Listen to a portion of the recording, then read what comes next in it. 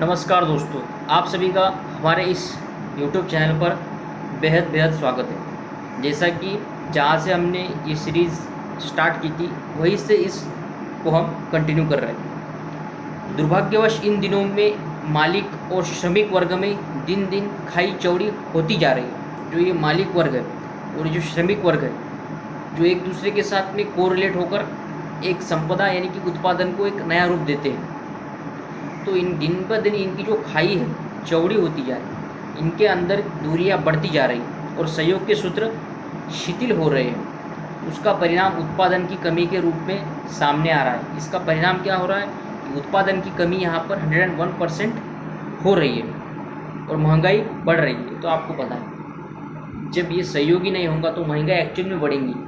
तो इसका जो है, इसका विपरीत परिणाम समाज के लोगों पर 101% पड़ता है। इसका दुष्परिणाम सभी को भुगतना पड़ रहा है। जैसे कि मैंने पहले कहा, इसका दुष्परिणाम सभी को भुगतना पड़ रहा है और देश का अर्थतंत्र इसी कारण लड़खड़ाने लगा है। इस अवांछनीय स्थिति को रोका और संभाला जाना ही चाहिए। अब इस परिस्थिति को किसी भी हाल में रोका और संभाला जाना चाहिए, इसकी बेहद आज ज़रूरत है। जो इन दिनों श्रमिक और मालिकों में जो दूरियां बढ़ रही है, तो इसको संभाला जाना बेहद ज़रूरी है। अब मालिकों को यह मानकर चलना चाहिए कि उनकी पूंजी और अनुभव का जितना श्रेय है उससे ज़्यादा मजदूर के परिश्रम का है। अब मालिकों को भी ये समझना चाहिए कि उनके पास पूंजी है, अनुभव है, उनका तो श्रेय है, लेकिन उन्हें ये समझना चाहिए कि मजदूर का इसमें सबसे बड़ा योगदान है।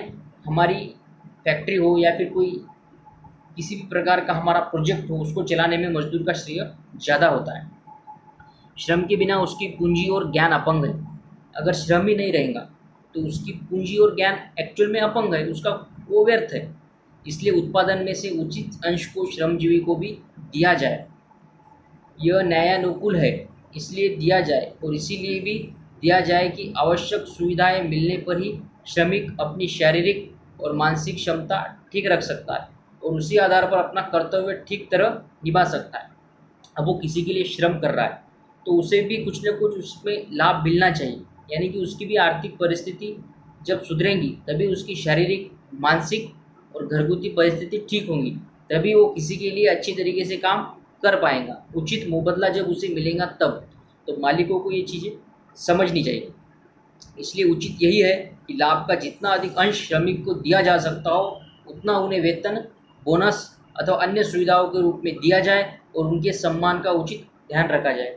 क्योंकि उनके बगैर आपकी जो प्रोजेक्ट या फिर आपका किसी भी प्रकार का ध्येय है, वो ध्येय उस मंजिल को नहीं पा सकता जब तक आप अपने श्रमिक का पूरी तरीके से, अच्छी तरीके से ध्यान नहीं रखते। तो इस प्रकार आपको रखना चाहिए।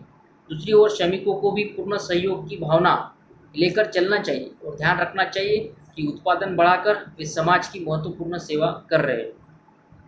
अब श्रमिकों को भी क्या चाहिए कि वो इस जो चीज़ वो कर रहे हैं तो उसमें उन्हें समाज का योगदान ऐसा हो रहा है, ऐसा समझना चाहिए और मानना चाहिए और उसी प्रकार उस चीज़ को दिल से काम करना चाहिए। अपने इस कर्तव्य में किसी प्रकार की कमी लाकर देश को दुर्बल न बनने। आप जो वर्क कर रहे हो तो इनडायरेक्टली आप देश को दुर्बल बना रहे हो। क्यों? क्योंकि आप उस चीज़ को दिल से नहीं कर पा रहे हो या फिर करने की ज़रूरत आपको महसूस नहीं हो, या फिर मजदूर और जो ऑनर है उसमें डिफरेंस बढ़ता जा रहा है। ये चीज़ें हो सकती है। उन्हें यह भी अनुभव करना चाहिए कि मालिक और मजदूर दोनों एक दूसरे के पूरक हैं। दोनों एक दूसरे को डायरेक्टली प्रोपोर्शनल है, इनडायरेक्टली नहीं है। जिस तरह से मालिक होगा उसी तरह से मजदूरों की आर्थिक परिस्थिति होगी।